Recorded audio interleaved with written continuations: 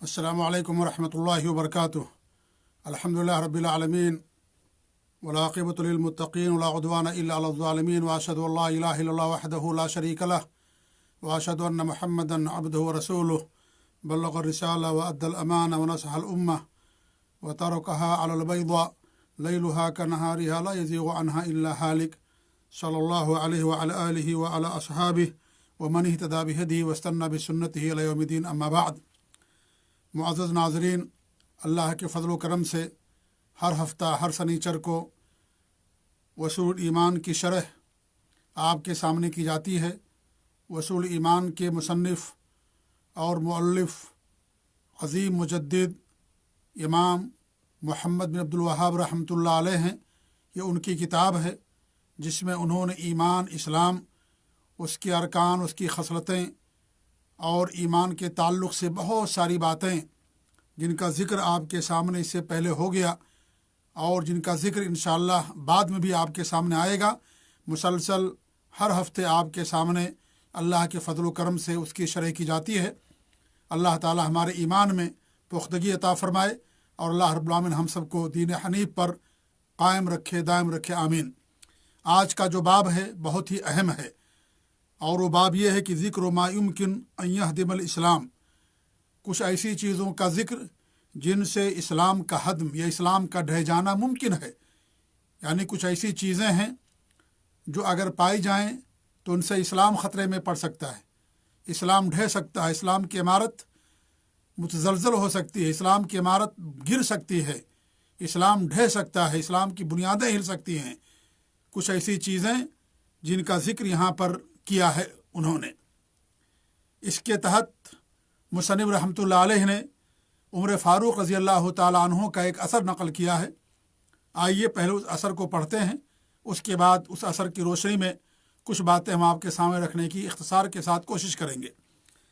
One Ziyad इब्न हुदैर रहमहुल्लाह क़ाल क़ाल उमर रज़ी अल्लाह ताला अन्हु हल तअरिफ़ु मा यहदिमुल इस्लाम क़ुल्तु ला क़ाल यहदिमुहु ज़ल्लतुल आलिम व जिदालुल मुनाफ़िक़ बिल किताब व हुक्मुल अइम्मतिल मुदल्लीन रवाहु दारिमी अयज़न।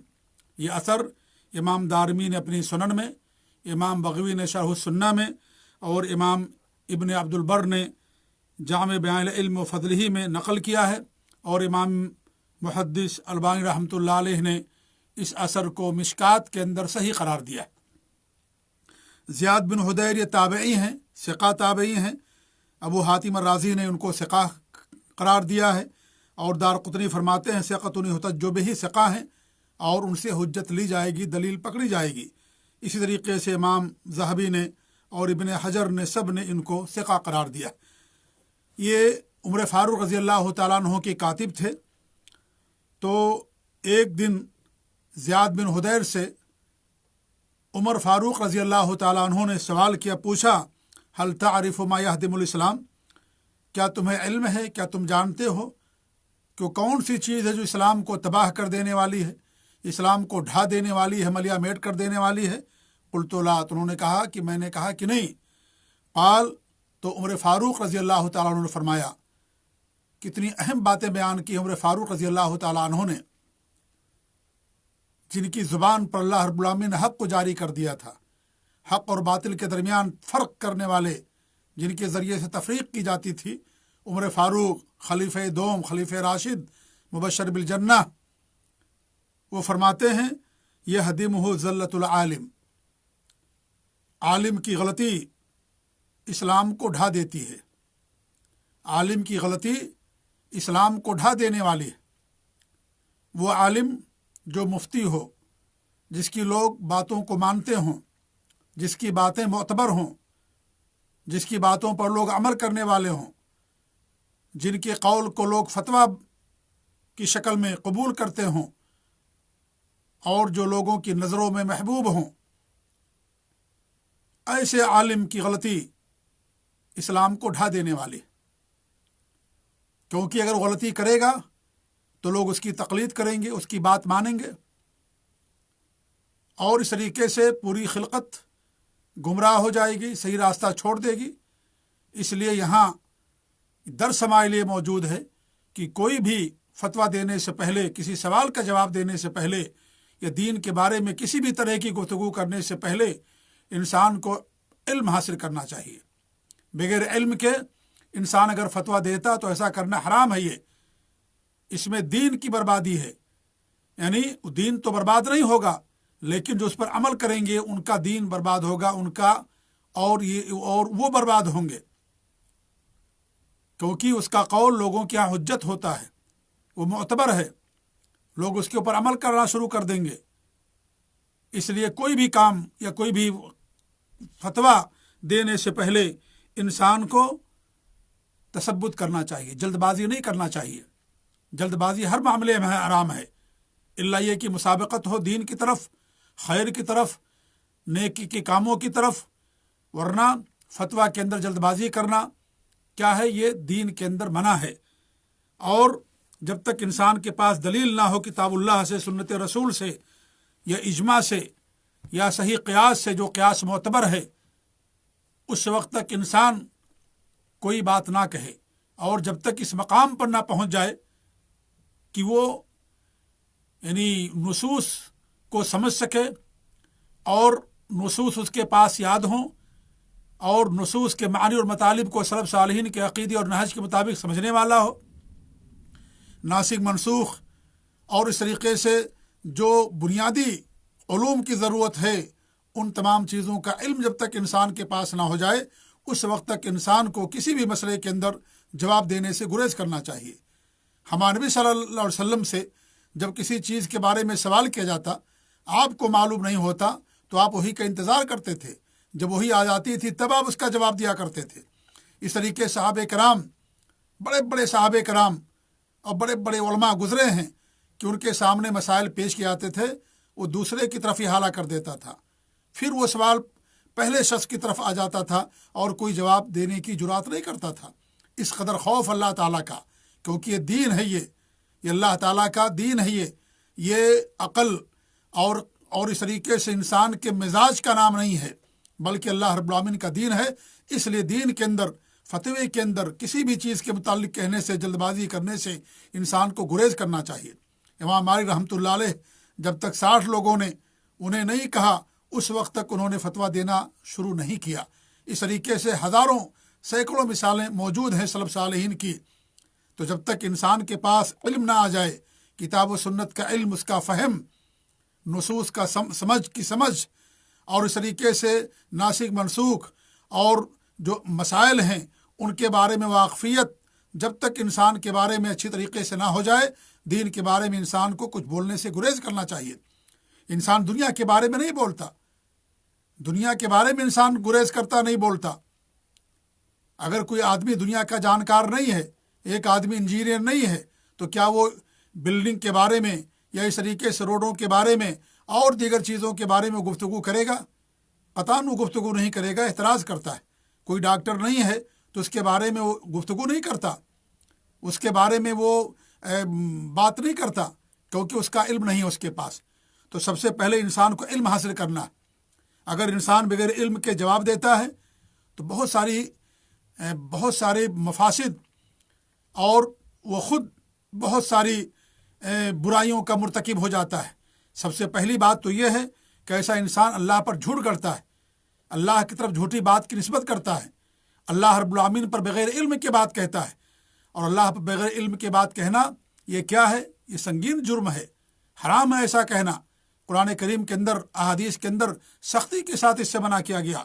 اور نمبر 2، وہ خود گمراہ ہوتا ہے اور دوسروں کو بھی گمراہ کر دیتا ہے۔ اللہ کے رسول صلی اللہ علیہ وسلم کی حدیث ہے کہ اللہ رب العالمین علم کو ایسے نہیں اٹھا لے گا، بلکہ علم کو علماء کو اٹھا کر کے اٹھائے گا، یعنی علماء کو موت دے کر کے علماء کی وفات ہو جائے گی، اور جب علماء کی وفات ہو جائے گی تو ان کا علم بھی چلا جائے گا، وہ علم جو ان کے سینے میں ہوتا ہے، اور یہی اصل علم ہوتا ہے جو سینے کے اندر ہوتا ہے۔ انسان اگر عالم ہے اور اس کی کتابیں موجود ہیں، فتاوے موجود ہیں، تحریریں موجود ہیں، تو انسان فائدہ اٹھا لیتا ہے، لیکن اس کے مر جانے سے جو سینے کا علم ہوتا ہے وہ چلا جاتا ہے۔ نئے مسائل میں اجتہاد، نئے فتوے، نصوص کی سمجھ اور اس طریقے سے اور بہت ساری باتیں، انسان کے مرنے سے وہ چیز اس کے ساتھ ختم ہو جاتی۔ تو اللہ رب العالمین علم کو اٹھا لیتا ہے علماء کو موت دے کر کے۔ پھر ہمارے نبی نے فرمایا جب کوئی باقی نہیں رہے گا تو لوگ جاہلوں کو سردار بنا لیں گے، خود گمراہ ہوں گے، دوسروں کو بھی گمراہ کریں گے۔ جاہل کا مطلب یہ نہیں کہ ایک دم ان پڑھ جاہل جو کچھ نہ جانتا ہو، جو کسی بھی چیز کے بارے میں اسے علم نہ ہوگا علم اس کو کچھ نہ کچھ، لیکن اس مقام کو نہیں پہنچا ہوگا کہ وہ فتویٰ دے سکے، لوگوں کو دعوت دے سکے، یا اس طریقے سے دین کی باتیں لوگوں تک پہنچا سکے، اس کے پاس اتنا علم نہیں ہوگا تو لوگ اسی کو عالم سمجھ بیٹھیں گے۔ جب بڑے بڑے علماء چلے جائیں گے تو اس طریقے سے خود گمراہ ہوگا اور دوسروں کو بھی گمراہ کرے گا۔ عبداللہ بن مسعود رضی اللہ تعالیٰ عنہ کہا کرتے تھے من کان عنده علم فلیقل، جس کے پاس علم ہو وہ کہے، اور علم کیا ہے؟ کتاب و سنت کا علم، دین کا علم، یہ مراد ہے، دنیاوی علم نہیں مراد ہے۔ کوئی ڈاکٹر ہے، کوئی انجینئر ہے، آج بڑا المیہ ہمارے معاشرے کا کہ ڈاکٹر سے لوگ جا کر کے علم حاصل کرتے ہیں، انجینئر سے لوگ جا کر کے علم حاصل کرتے ہیں، اسے لوگ معتبر سمجھتے ہیں، لیکن یاد رکھیں عوام جسے معتبر سمجھتے ہیں وہ معتبر نہیں ہوتا۔ معتبر وہ ہوتا ہے جو کتاب و سنت کی نظر میں، علماء کی نظر میں، اور جو اس کے مختصر جو اس کے ماہرین ہیں ان کی نظر میں جو ہوتا ہے معتبر، وہی معتبر مانا جاتا ہے۔ جیسے ڈاکٹر کی نظر میں جو معتبر ہوگا وہی ڈاکٹر ہوگا۔ عوام اگر کسی کو ڈاکٹر سمجھتی ہے تو ڈاکٹر نہیں ہوتا، وہ ڈاکٹر نہیں ہوتا، ڈاکٹر وہ ہے جسے ڈاکٹر سمجھتا۔ اسی طریقے سے دین کا معاملہ ہے، تو دین جس کے پاس علم ہو، کتاب و سنت کا علم، قرآن و حدیث کا علم، سلف صالحین کے آثار، ان کے اقوال، ان کا فہم کے مطابق سمجھنے والا ہو، علماء سے علم حاصل کرنے والا، علماء کے سامنے زانو تلمستح کرنے والا، اور اس طریقے سے اپنے آپ کو عالم نہ کہلانے والا، وہ عالم ہوتا ہے۔ تو انہوں نے کہا کہ جس کے پاس علم ہو وہ کہے، جس کے پاس علم ہو وہ کہے، اور جس کے پاس علم نہ ہو یہ کہہ دے کہ اللہ عالم، اللہ زیادہ جاننے والا، اللہ زیادہ جاننے والا۔ اللہ رب العالمین نے اپنے نبی کے بارے میں فرمایا قل ما اسألکم علیہ من اجر، کہہ دیجئے میں تم سے اجر یعنی محنتانہ نہیں مانگتا ہوں، تم سے میں پیسہ نہیں مانگتا، وما انا من المتکلفین، اور نہ ہی میں تکلف کرنے والوں میں سے ہوں۔ یعنی علم نہ ہونے کے باوجود لیپا پوتی کرنا، کھینچ تان کرنا، تکلف کرنا، بناوٹ کرنا، تصنع کرنا، جواب نہیں معلوم ہے لیکن گھسیٹ کر کے، کھینچ تان کر کے، جیسے ربر ہوتا ہے اس کو بڑھایا جاتا ہے، اسی طریقے سے بڑھا کر کے کہیں نہ کہیں سے لا کر کے جواب دے دینا، یہ علماء کی پہچان نہیں ہے، یہ جوہلا کی پہچان ہے، جوہلا کی پہچان ہوتی ہے یہ۔ تو علم انسان کے پاس ہے تو جواب دے، اگر نہیں تو جواب نہ دے۔ تکلف نہیں کرنا انسان کو، دین کا معاملہ ہے۔ انسان اپنی رائے سے کچھ نہیں کہہ سکتا، اپنی عقل سے، جب تک کتاب و سنت سے نصوص نہ ہو اس کے پاس، اور جب تک کتاب و سنت کو صحیح طریقے سے سمجھ نہ بیٹھے۔ تو انسان کو جلد بازی کرنے سے بچنا چاہیے۔ اور اگر حالانکہ یہ عالم ہے، اس کے باوجود بھی کہا عمر فاروق نے کہ اس کی غلطی سے اسلام ڈھہ سکتا ہے، کیونکہ لوگ اس کے فتوے پر عمل کریں گے۔ آج دیکھیے کس قدر لوگوں کے اندر گمراہیاں پائی جاتی ہیں علماء کی غلطیوں سے، کس قدر لوگ گمراہ ہوئے ہیں، غلط عقیدہ لوگوں نے بنایا، بدعت اور خرافات لوگوں کے اندر پھیلی، اور غلط منہج لوگوں کے اندر رائج ہوا، یہ صرف علماء کی غلطیوں سے۔ علماء کو اگر اپنی غلطی معلوم ہو جائے، اگر وہ عالم ہیں، وہ اگر جان بوجھ کر کے ایسا نہیں کیا انہوں نے، اور یقین ہے کہ کوئی عالم جو کتاب و سنت کا عالم ہوگا، سلف صالحین کے عقید اور منہج پر چلنے والا ہوگا، کوئی جان بوجھ کر کے غلطی نہیں کرتا ہے۔ غلطی ہر ایک سے ہو سکتی ہے، کوئی معصوم نہیں ہے۔ اگر کوئی کسی کو معصوم سمجھتا ہے تو گویا کہ اگر کوئی سمجھتا ہے کسی غلطی نہیں ہوتی تو اسے معصوم کا درجہ دیتا ہے، وہ اسے معصوم کا درجہ دے دیتا ہے وہ، جبکہ معصوم اللہ کے نبی کے علاوہ کوئی نہیں ہے۔ غلطی ہر ایک سے ہو سکتی ہے، عالم سے بھی غلطی ہو سکتی ہے۔ لہذا عالم سے غلطی ہو تو عالم کو زندگی میں اگر معلوم ہو گیا تو اس کو چاہیے کہ رجوع کر لے، جیسا کہ علماء نے رجوع کیا۔ آپ دیکھیں صحابہ کرام سے لے کر کے آج تک علماء کی مثالیں ہمارے سامنے موجود ہیں کہ جب ان تک حق پہنچتا تھا تو اپنے قول سے رجوع کر لیا کرتے تھے۔ امام ابو حنیفہ رحمۃ اللہ علیہ نے کتنے مسائل سے رجوع کیا، امام مالک نے، امام شافعی نے۔ امام شافعی کا 2 مذہب ہے، ایک پرانا اور ایک نیا، اور امام احمد بن حنبل رحمۃ اللہ علیہ، کتنے مسائل میں ان کے اقوال پائے جاتے ہیں، سب تحری اور تثبت کی دلیل ہے۔ لہذا انسان کو رجوع کر لینا چاہیے۔ بڑے بڑے علماء کی مثالیں دیکھیں، اس دور کے امام ابن باز، امام ابن عثیمین، امام البانی رحمۃ اللہ علیہ، کتنی حدیثوں کے بارے میں انہوں نے تراجع کیا، کتنی حدیثوں کو پہلے انہوں نے صحیح کہا، پھر بعد میں ضعیف کہا، یا ضعیف کہا تو انہوں نے بعد میں صحیح کہا۔ تو یہ ہمارا شیوا ہونا چاہیے۔ بڑے علماء کی یہی پہچان ہوتی ہے کہ وہ غرور نہیں کرتے، گھمنڈ نہیں کرتے، یہ نہیں سمجھتے کہ ہم معصوم ہیں۔ اگر کوئی یہ سمجھتا ہے تو وہ جاہل انسان، اگر کوئی اپنے آپ کو معصوم سمجھتا ہے۔ لہٰذا اگر امام سے، عالم سے غلطی ہو جائے تو اس کی تنقیص نہیں ہے، اس کو تو اجر ملے گا۔ اگر اس کے اندر اجتہاد کی ساری صفات موجود ہیں تو اس کو اجر تو ملے گا ہی، لیکن ماننے والوں کو تعصب نہیں کرنا چاہیے، ان کے قول کو چھوڑ دینا چاہیے، کیونکہ خود اماموں کا یہی کہنا ہے کہ ہماری بات اگر حدیث کے خلاف ہو، قرآن کے خلاف ہو تو میری باتوں کو دیوار پہ مار دو۔ صحیح حدیث ہمارا مذہب ہے، ہر امام اور عالم نے بات کہی ہے، لیکن برا ہو تعصب کا کہ لوگ ان کی باتوں کو نہیں مانتے اور ان کی باتوں کو لے کر کے بیٹھے ہوئے، چمٹے ہوئے ہیں ان کے فتوے کو، حالانکہ ان کا جو قول ہے، ان کا جو منہج تھا، اس منہج کو لوگوں نے چھوڑ دیا، ان کے عقیدے کو چھوڑ دیا، ان کے منہج کو چھوڑ دیا۔ علم حاصل کرنے کا ان کا جو منہج تھا، فتویٰ دینے کا جو منہج تھا، اور جو اللہ تعالیٰ کا خوف اور فتویٰ دینے میں تثبت اور تحقیق، یہ ساری چیزیں لوگوں نے چھوڑ دی۔ اسی لیے انہوں نے کہہ دیا، اپنی جان بچا لی کہ میری بات جو بھی حدیث کے خلاف ہو، اپنی زندگی میں بھی اور اپنے بعد مرنے کے بعد بھی ان تمام چیزوں سے میں برات کا اظہار کرتا ہوں۔ لہذا ایک منصف انسان کو چاہیے کہ ان باتوں کو چھوڑ دے اور جو باتیں کتاب و سنت کے موافق ہیں انہی کو لے۔ یہی ہماری دعوت ہے۔ ہم تمام علماء کا، تمام ائمہ کا احترام کرتے ہیں، ان کی وہ تمام باتیں جو کتاب و سنت کے موافق ہیں ان کی باتوں کو ہم لیتے ہیں، اور جو باتیں نہیں ہیں ہم کتاب و سنت کے موافق ہم ان کو معذور سمجھتے ہیں۔ ان کے لیے اللہ تعالیٰ سے دعا کرتے ہیں کہ اللہ تعالیٰ ان کی مغفرت فرمائے، اور ان کے لیے ہر حال میں اللہ تعالیٰ اجر دیتا ہے ان کو، کیونکہ وہ اجتہاد کے درجے پر فائز تھے۔ تو اگر کسی سے ہو جائے تو چاہیے کہ انسان اس سے رجوع کر لے۔ رجوع کیا علماء نے، ابو الحسن اشعری نے رجوع کیا اپنی اشعریت سے۔ اس طریقے سے آپ دیکھیں ماتریدی اور غلط عقیدے اور منہج والوں نے اپنے پہ اس سے رجوع کیا، لیکن افسوس یہ ہے کہ اس عقیدے کے ماننے اور اپنانے والے کہتے ہیں کہ نہیں، ان سے رجوع ثابت ہی نہیں، ان سے رجوع ثابت ہی نہیں ہے، اور اس طریقے سے ان کی باتوں کو، پرانی باتوں کو لے کر کے چمٹے ہوئے ہیں۔ تو یہ کیا ہے؟ ذلت العالم، ذلت العالم یہ بھی کہا جاتا ہے۔ جیسے موت العالم موت العالم ہوتا ہے کہ عالم کی موت دنیا کی موت، ایسے عالم کی غلطی پوری دنیا کی غلطی ہوتی ہے، کیونکہ لوگوں کی نظر میں وہ فتویٰ قابل عمل ہوتا ہے، لوگ اس کے اوپر عمل کرتے ہیں، تو ظاہر بات ہے وہ، حالانکہ وہ فتویٰ کتاب و سنت کے موافق نہیں ہوتا۔ لہذا اسی صورت میں انسان کو چاہیے کہ وہ جب تک تحقیق نہ کر لے، جب تک تمام پہلوؤں پر نظر نہ ڈال لے، اس وقت تک کوئی فتویٰ نہ دے۔ کسی بھی بارے میں اگر شک ہو جائے فوراً اس کا جواب نہ دے، جب تک کہ بڑے بڑے علماء سے نہ پوچھ لے، اور جب اس کو شرح صدر ہو اور اس کے پاس دلائل ہوں، نصوص ہوں، علماء کے اقوال ہوں، صالحین کے اقوال، سلف صالحین کے اقوال ہوں، تو اس کے مطابق انسان فتویٰ دے۔ تو پہلی بات یہ فرمائی امام عمر فاروق رضی اللہ تعالیٰ عنہ نے کہ عالم کی غلطی اسلام کو ڈھا دینے والی، یعنی لوگ گمراہ ہو سکتے ہیں، اور اس طریقے سے اسلام سمجھ کر جس پر عمل کریں گے، حالانکہ وہ اسلام کی دین کی بات نہیں ہوگی۔ دوسری بات انہوں نے فرمائی وہ جدال المنافق بالکتاب، اور منافق کا کتاب اللہ سے کٹ حجتی کرنا، ہٹ دھرمی کرنا، مجادلہ کرنا۔ منافق کون ہوتا ہے؟ جو شر کو چھپا کر کے رکھتا ہے اور خیر ظاہر کرتا ہے، دل میں کفر کو چھپا کے رکھتا ہے اور ظاہر میں اسلام کا اعلان کرتا ہے۔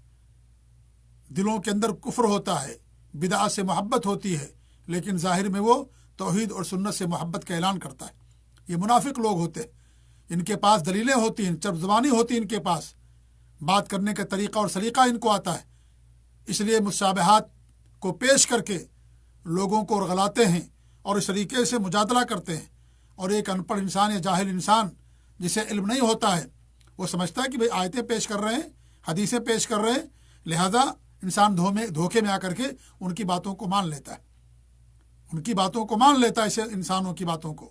آج ہمارے معاشرے میں ایسے لوگوں کی تعداد بہت زیادہ ہے، بہت زیادہ ہے۔ آیتیں اور حدیثیں آپ کے سامنے پیش کریں گے، کفر کے لیے، شرک کے لیے آیتوں کو پیش کرتے ہیں، غلط منہج کے لیے، غلط افکار کے لیے آیتوں کو پیش کرتے ہیں، نعوذ باللہ اسے دلیل لیتے ہیں، حدیثیں پیش کرتے ہیں اور اس کا معنی غلط بیان کرتے ہیں، وہ معنی جو سلف صالحین نے نہیں لیا، सहाबा ने नहीं समझा, ताबईन ने नहीं समझा, अइम्मे कराम ने नहीं समझा, नया नया मान लेकर के लोगों के सामने बयान करेंगे और हदीस कहेंगे, हदीस अल्लाह के रसूल की, बुखारी की हदीस है, मुस्लिम की हदीस है, कुरान की आयत करीमा है। देखिए कुरान में अल्लाह ताला ये फरमाता है, देखिए अल्लाह के रसूल हदीस के अंदर ये फरमाते हैं और उसका माना गलत लेता है। वो आयत अपनी जगह पर दुरुस्त है लेकिन उसका माना गलत उसने लिया। और हदीस कभी झूठी होती है, कभी मौजू होती है और कभी सही भी होती है, लेकिन उसका माना गलत लेते हैं। इसलिए मेरे भाइयों, किताबुल्लाह और सुन्नत रसूल को जब तक सलफ सालेहीन के मनहज और फ़हम के मुताबिक आप नहीं समझेंगे, कोई इंसान हिलाकत और बर्बादी से नहीं बच सकता है। ये ज़रूरी है, सहाबे का, ताबईन, सलफ सालेहीन का फ़हम की तक़यीद ज़रूरी है हमारे लिए कि हम उसी के दायरे में रह करके किताबुल्लाह और सुन्नत रसूल को समझें, वरना फिर दीन बाज़ीचे अतफाल बन जाएगा। दीन में जो इंसान जैसा चाहेगा वैसा करेगा, जैसे अहले बिदअत ने, अहले ज़ैग़ व ज़लाल ने और इस तरीके से गुमराह फ़िरक़ों ने, अहले बातिल ने, अहले बिदअत ने और इस तरीके से सूफिया और ख़वारिज और फ़लासफ़ा और इस तरीके से अशायरा और मातुरिदिया और जो भी सलफ़ सालेहीन के मनहज और अक़ीदे सर करके हैं, उन लोगों ने यही रविश अपनाई किताबुल्लाह से। आपको पता है कि कुरान मखलूक है, इस बातिल अक़ीदे को कुरान से साबित किया करते थे इमाम अहमद बिन हंबल रहमतुल्लाह अलैह के ज़माने में। कुरान से दलीलें देते थे कि देखो कुरान मखलूक ना, उज़्बिल्लाह मिन ज़ालिक। किस कदर जहालत वाली बात थी है। और इमाम अहमद बिन हंबल रहमतुल्लाह अलैह जिस तरीके से डट गए, अगर वो फतवा दे देते तो पूरी दुनिया गुमराह हो जाती, अक्सरियत गुमराही का शिकार हो जाती। इसलिए ज़ल्लतुल आलिम, इस आलिम की गलती इस्लाम को ढा सकती है। इमाम अहमद बिन हंबल रहमतुल्लाह डटे रहे, कहा कि नहीं, किताबुल्लाह सुन्नत रसूल कोई दलील लेकर के आओ। नऊज़ुबिल्लाह मिन ज़ालिक, कुरान मखलूक कैसे हो सकता है? कुरान अल्लाह ताला का कलाम है, ये मखलूक नहीं है। ये अगर मखलूक है ये तो नऊज़ुबिल्लाह अल्लाह की ज़ात में भी मखलूक का कुछ हिस्सा पाया जाता है, जबकि अल्लाह रब्बुल आलमीन की पूरी ज़ात खालिक है। डटे रहे वो। अगर वो फतवा दे देते, उनके फतवे पर लोग अमल करते थे, जेल के अंदर बंद थे, लाखों लोगों का सामना था। लोगों ने कहा कि अपनी जान बचा लीजिए, फला फला आलिम ने बचा लिया है, आप भी बचा लीजिए, कह दीजिए उसकी बात। इमाम अहमद बिन हंबल रहमतुल्लाह अलैह जेल की ऊपर गए और कहा, देखो ये सारे लोग हमारे फतवे के मुंतज़िर हैं, मेरे कौल के मुंतज़िर हैं, मैं जो कहूँगा ये सारे लोग मेरी बात मानेंगे। अगर मैं कह दिया कि कुरान मखलूक है जबकि कुरान अल्लाह ताला का कलाम है, सारे लोग गुमराह होंगे, सबकी गुमराही हमारे कंधे के ऊपर आएगी। इसलिए आलिम को ठोस सोच समझ करके कोई फतवा देना चाहिए। आलिम की गलती इस्लाम को ढा सकती है और पूरी दुनिया को गुमराह कर सकती है। तो दूसरी बात फरमाई उमर फारूक रज़ी अल्लाह तआला ने कि जो मुनाफिक होता है उसके पास किताबुल्लाह सुन्नत रसूल का इल्म होता है, वो इल्म हासिल करता है, वो अमल भी करता है, ज़ाहिर में वो अमल भी करता है, अपने आप को आलिम और नेक और दीनदार ज़ाहिर करता है ताकि लोग उसे धोखा खा जाएं। उसकी ज़ुबान के अंदर चरज़बानी होती है, बात रखने का सलीका होता है, उसकी ज़ुबान में तासीर होती है। हो सकता है ऐसा होता है कि इंसान के पास हक़ नहीं रहता, लेकिन उसको बात करने का सलीका मालूम रहता है और बात इतनी अच्छी तरीके से रखता है कि लगता है कि वही हक़ पर है, हालांकि वो बिल्कुल मुकम्मल पूरी बात बातिल होती है और गलत होती है। तो ये मुनाफिक इस तरह के लोग होते हैं, नुसूस को याद करते हैं लोगों को धोखा देने के लिए, ज़ाहिरी बनावट बनाएंगे मुसलमानों की जैसी, हालांकि मुनाफिक होते हैं और सिर्फ इसलिए किताबुल्लाह सुन्नत रसूल का इल्म हासिल करते हैं ताकि उसके अंदर कीड़े निकालें, ताकि लोगों को गुमराह करें, मुजादला करें आवाम से, लोगों से, और अपने झूठे मूठे इल्म का रोब जमाएं। तो इससे भी इस्लाम, क्योंकि आवाम नहीं समझती, आवाम कहती है कि भाई कुरान की आयत पेश कर रहे हैं, हदीसें पेश कर रहे हैं। आज देखें जितनी बिदात और खुराफात हो रही हैं, क्या सब के सब यही तो मसला है ना। वो तो यही तो कुरान की आयतें भी पेश करते हैं, हदीसें पेश करते हैं, बिदात पर कुरान की आयतें पेश करते हैं, नऊज़ुबिल्लाह हदीसें पेश करते हैं, जबकि पूरा कुरान बिदात के ख़िलाफ़, शिर्क के ख़िलाफ़। अल्लाह के रसूल की सारी हदीसें सुन्नत की हिमायत में और बिदात के ख़िलाफ़। हर खुतबे में कहा करते थे कुल्लु बिदातिन ज़लाला, हर बिदात गुमराही है। लेकिन कुरान और हदीस से कितना बड़ा आलमी है। ऐसा क्यों? इसलिए कि सलफ़ सालेहीन के मनहज को उन्होंने छोड़ दिया तो रास्ते से भटक गए, गुमराह हो गए। और तीसरी बात क्या फरमाई? वह हुक्मुल अइम्मतिल मुदल्लीन, जो गुमराह अइम्मा हैं, जाबिर और जालिम बादशाह हैं, उनके हुक्म से जो हक़ के मुताबिक फ़ैसला नहीं करते और जो इस्लाम की हदूद और इस्लाम को नाफिज नहीं करते, इनके जुल्म से, इनके हुक्म से भी इस्लाम ख़तरे में पड़ जाता है। क्योंकि जो अवाम होते हैं वो आम तौर से बादशाहों के दीन पर होते हैं, नंबर एक। नंबर दो, उन्हें खौफ होता है अगर उनकी बात नहीं मानेंगे तो हमें कत्ल कर दिया जाएगा, मारा जाएगा। और तीसरी बात ये होती है कि दुनिया की लालच में उनकी बातों को मान लेते, मनसब के लिए, दुनिया के लिए, पैसे के लिए दीन को बेच देते हैं। तो ऐसे लोग जालिम हैं हुक्मरां, और इस तरीके से जो जाबिर और ख़ुद गुमराह हैं और इस तरीके से किताबुल्लाह सुन्नत रसूल के मुताबिक फ़ैसले नहीं करते बल्कि अपने अक्ल के मुताबिक वो फ़ैसले करते हैं, तो ऐसे लोगों के हुक्म से भी, ऐसे लोगों के फ़ैसलों से भी इस्लाम ख़तरे में होता है। क्योंकि लोग दीन भूल जाएंगे, लोग दीन भूल जाएंगे। और बादशाह है वो, बादशाह की बात नहीं मानेंगे तो सबका ईमान तो बराबर नहीं होता, सबका ईमान तो बराबर नहीं होता। इसलिए लोग धोखे में आ जाते हैं और बहकावे में आकर के, और इस तरीके से खौफ की बिना पर और दुनिया की खातिर, इन तमाम चीज़ों की बिना पर लोग क्या करते हैं, उनकी बातों को मानते हैं, और इस तरीके से फिर धीरे धीरे दीन की बुनियादें ख़त्म हो जाती हैं और दीन की बुनियादें हिल जाती हैं। इससे मुराद वो बादशाह हैं जो किताब व सुन्नत के मुताबिक फ़ैसले नहीं करते। वरना अगर बादशाह आदिल है, अदल इंसाफ वाला है, तो ऐसे बादशाह को क़यामत के दिन अल्लाह रब्बुल आलमीन अपने अर्श के साए में जगह देगा। इसलिए बादशाहत बुरी नहीं है कि बादशाहत बुरी है।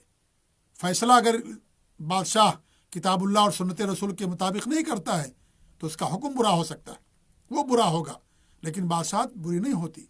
अगर बादशाह किताबुल्लाह और सुन्नत रसूल के मुताबिक फ़ैसले करता है तो वो मतलूब है शरीयत के अंदर।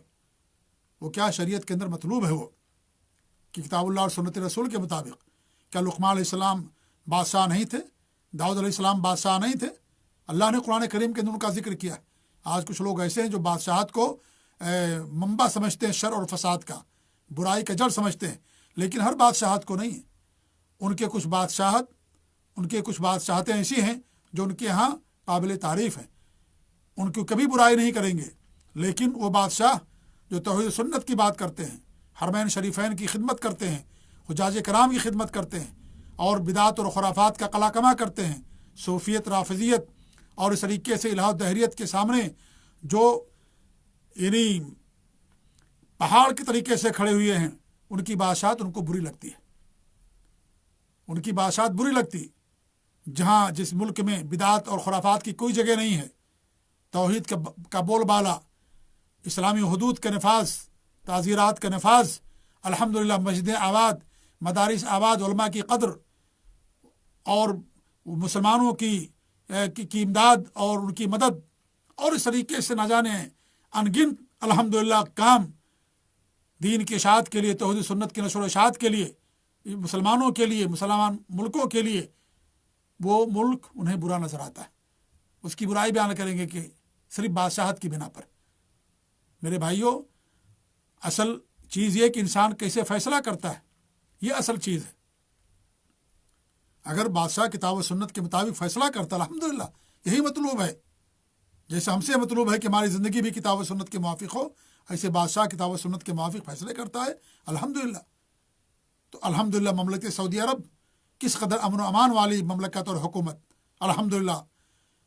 तौहीद और सुन्नत, किताबुल्लाह, सुन्नत रसूल, सलफ़ सालिहीन, सहाबा, ताबईन, तबे ताबईन, उलमा, सबसे मोहब्बत और उनके अक़ीदे और मनहज को दुनिया के अंदर उसकी नशर व इशाअत के लिए कोशां और उसके लिए सरगर्म अमल और पूरी दौलत जो अल्लाह ने दी रखी है, इसके लिए सर्व करते हैं। लेकिन कुछ मखसूस किस्म के लोग हैं जिनको ये चीज़ अच्छी नहीं लगती। दूसरे मुल्कों की बादशाहत उन्हें अच्छी नज़र आती, जबकि वहाँ शिरक भी है, कब्र परस्ती, बिदात, खुराफात, सहाबा की दुश्मनी, कुरान में तहरीफ, और इस तरीके से न जाने कितनी कितनी शिरकियात और कुफरियात पाई जाती हैं। लेकिन ज़बानें खामोश ही नहीं बल्कि उनकी तारीफ़ करते हैं, उनकी तारीफ़ करते हैं। किस कदर जहालत वाली बात है ये। तो मेरे भाइयों, ये गलत मनहज है, ये गलत मनहज है। तो यहाँ पर वो बादशाह मुराद हैं जो जालिम हैं और किताब व सुन्नत के मुताबिक फ़ैसले नहीं करते। जो किताब व सुन्नत के मुताबिक फ़ैसले करते हैं, اللہ تعالیٰ تو ان سے اسلام کو باقی رکھتا ہے. اسلام ان کے ذریعے سے اسلام کی حفاظت ہوتی ہے، دین کی حفاظت ہوتی ہے، توحید سنت کی حفاظت ہوتی ہے، قرآن و حدیث کی حفاظت ہوتی ہے. وہ بادشاہ جو کتاب و سنت کے مطابق اور دین کے مطابق فیصلے کرتے ہیں. اس لیے ایسے بادشاہوں کے لیے ہم دعائیں کرتے ہیں کہ اللہ تعالیٰ ان کی حفاظت فرمائے. اللہ تعالیٰ ان کے ذریعے سے دنیا کے اندر امن و امان لے کر کے آئے. اللہ تعالیٰ ان کے ذریعے سے دین کو دنیا کے اندر عام کرے، دین کو سربلندی عطا فرمائے. ایسے بادشاہوں کے لیے ہم دعائیں کرتے ہیں. اپنے نفس سے زیادہ مملکت سعودی عرب کے بادشاہوں کے لیے، یہاں کے حکمرانوں اور علماء کے لیے اور لوگ ہم دعائیں کرتے ہیں، کیونکہ ہمارے مر جانے سے ایک انسان کی موت ہوگی، لیکن یہاں کی حکومت چلے جانے سے آپ جانتے کتنا نقصان ہوگا پوری دنیا کا، کتنا نقصان ہوگا توحید و سنت کا. آپ کو اس کا اندازہ نہیں ہے. آپ اتنی آسانی کے ساتھ حج کر لیتے ہیں، امن و امان کے ساتھ. کہیں پر آپ پورے مملکہ میں گھوم جائیے، کہیں پر آپ کو کوئی بدعت اور کوئی مزار، کوئی عرس، کوئی میلہ، کوئی ٹھیلا، کوئی چیز آپ کو کوئی نظر نہیں آئے گی. الحمدللہ الحمدللہ کس قدر انہوں نے کتاب و سنت کو اپنایا. ان کا دستور ہے کتاب و سنت. ہر بادشاہ جب عہد لیتا ہے تو یہ کہتا ہے کتاب و سنت کے مطابق ہم فیصلے کریں گے. لیکن یہ چیز لوگوں کو بری لگتی ہے. اصل میں وہ اسلام نہیں چاہتے، اصل میں وہ دین نہیں چاہتے، بدعت چاہتے ہیں، شرک چاہتے ہیں، کفر چاہتے ہیں. اس لیے جو توحید سنت کی باتیں کرتا ہے وہ چیزیں ان کو بری لگتی ہیں. اور یہ پہچان ہے، سمجھ جائیے. کوئی انسان صحیح راستے پر نہیں ہے جس کو توحید اور سنت بری لگے، جس کو سعودی عرب کا تذکرہ برا لگے، سعودی عرب کے بادشاہوں کا تذکرہ جسے برا لگے، وہ سمجھ جائیے کہ اس کے منہج کے اندر خارجیت ہے. وہ صحیح منہج پر نہیں ہے. وہ کتاب اللہ سنت رسول پر وہ نہیں ہے. وہ مملکت سعودی عرب ایک علامت ہے، ایک پہچان بنی ہوئی مملکت سعودی عرب.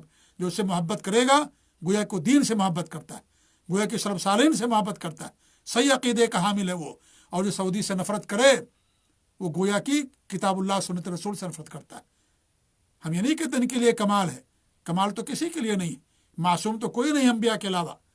لیکن آپ دیکھیے، عموم دیکھیے اور حالات دیکھیے اور ملک سعودی عرب کا امن و امان دیکھیے اور ان کے اعمال دیکھیے، یہ ساری چیزیں دیکھیے.